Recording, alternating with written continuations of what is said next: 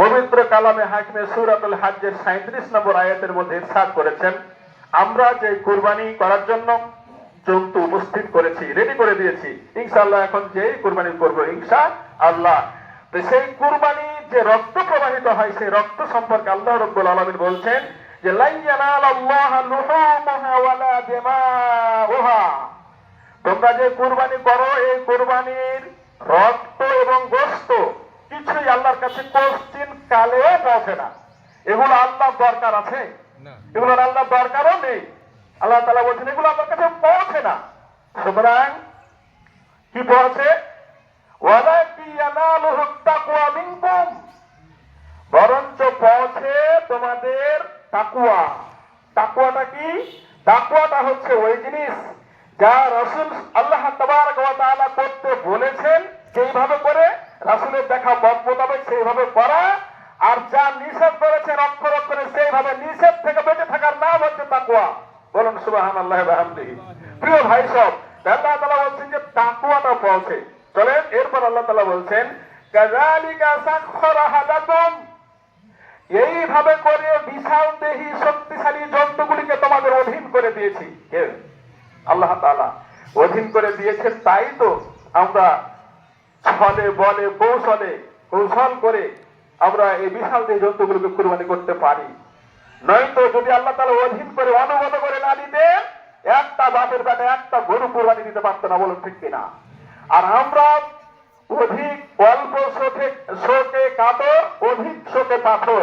আমরা কিন্তু অধিক শোকে, যারা ইমানদার, প্রকৃত ইমানদার, তারা কিন্তু অধিক শোকে পাথর হয়ে আছে।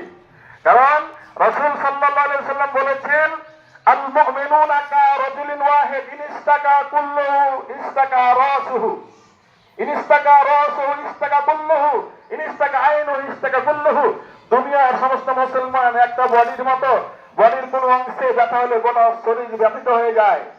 ঠিক তেমনি আমাদের প্রতিবেশী বন্ধু দেশ বলেন কি না নির্যাতনের স্টিমরোলার সেখানে চলছে, গরু কোরবানি করতে দেবে না।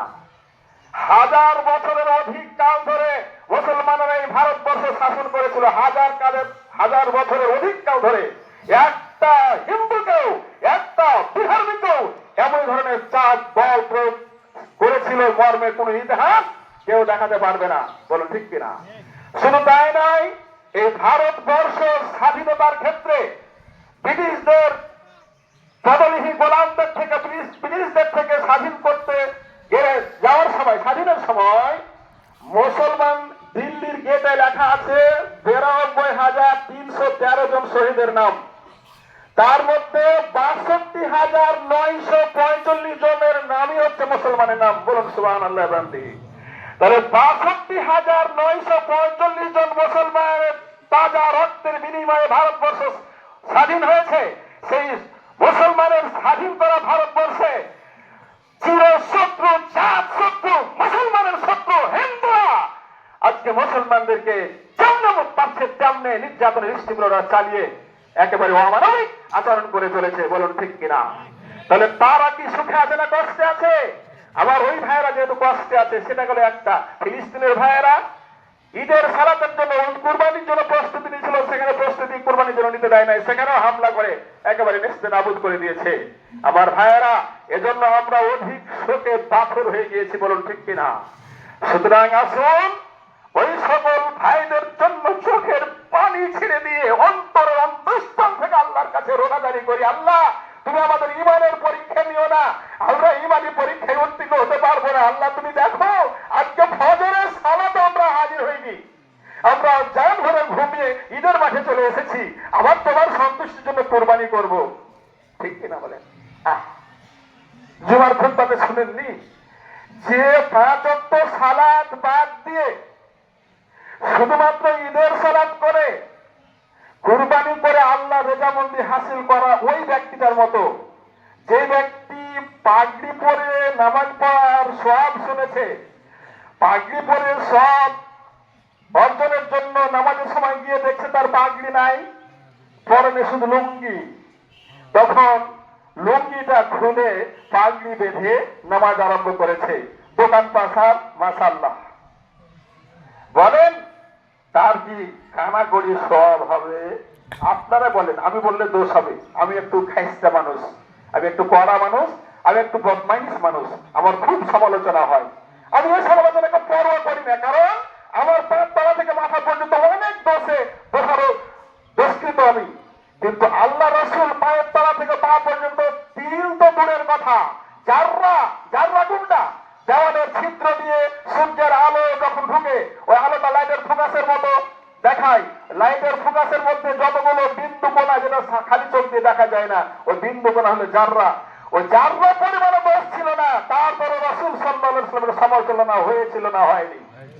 হয়েছিল না হয়নি?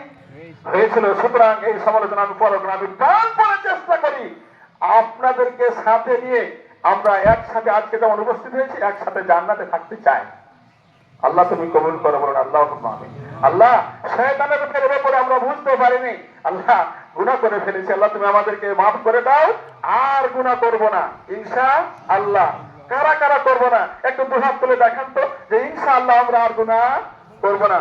অনেক ভাই চিন্তা করছেন যে না জানি তুলে ওয়াদা করে নিব, না পারি যদি, ওইটাই শয়তানের চিন্তা ভাবনা। হাত তুলেন আর আল্লাহর উপরে ভরসা করেন, ইনশাআল্লাহ আমরা আর নামাজ ছেড়ে থাকবো না ইনশাআল্লাহ।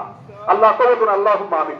সম্মানিত বস্তু, এরপর আল্লাহ তাআলা বলছেন যে এই জন্য আমি অধীন করে দিয়েছি লিতুকাব্বিরুল্লাহ, যেন তোমরা আল্লাহর বড়ত্ব ঘোষণা করতে পারো। বিসমিল্লাহি আল্লাহু আকবার, আল্লাহর নামে আমরা কুরবানি করি, কি বলেন ঠিক কিনা?